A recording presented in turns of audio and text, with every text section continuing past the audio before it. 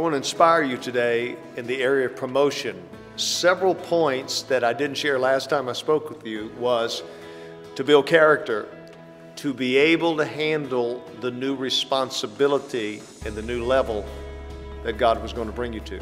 You know what? Character is one of those things that will keep you in the area where God has called you. Gifting is what we applaud. We applaud gifting. And we talk about how great a singer is, a preacher is, and so forth, and a person is in sales. But character is what keeps you on the platform. Gifting will get you there, but character keeps you there. So character is one of those things to handle. What if God did promote you? Could you handle the new responsibility that God has given you? That's one of the questions you have to ask yourself. Can you handle your character and your responsibility now? And God is going to prepare you for the next promotion by helping you develop that kind of character that you need. Here's the second thing I want to talk to you about. You know, there's a difference between knowing the Word and having knowledge of the Word versus a renewing of the mind. To renew the mind is something that God is into. In Romans 12:2, it talks about, I want to change the way you think. You need to start thinking differently. Now, we think that salvation is it. Once I get saved, then I'm totally transformed. Not necessarily, because how many people do you know and how many of us have received so much knowledge? We have knowledge, we have knowledge, we have knowledge. The Bible says we are to take off our sinful areas. Now watch this. I am to take it off before I put on the things of God. So imagine this is what we do. I hear truth and I take truth, but I don't remove my jacket of sin, my jacket of problems, my jacket of issues that I have in my life.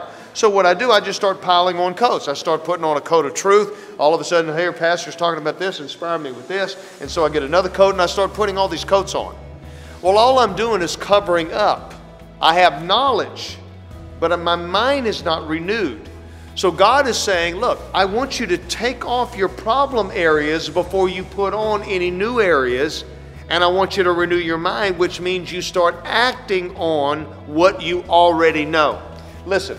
Don't ever come up and start telling people or tell the preacher, I'm not being fed, I'm not growing, I'm not getting enough information, I wish you were stronger, I wish you would preach the word. Let me ask you this.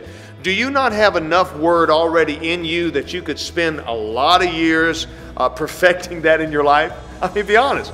There's a lot of truth. How many notebooks have you filled out? How many different points have you written down? How many times have you been given a handout that you could look at that absolutely will revolutionize your life?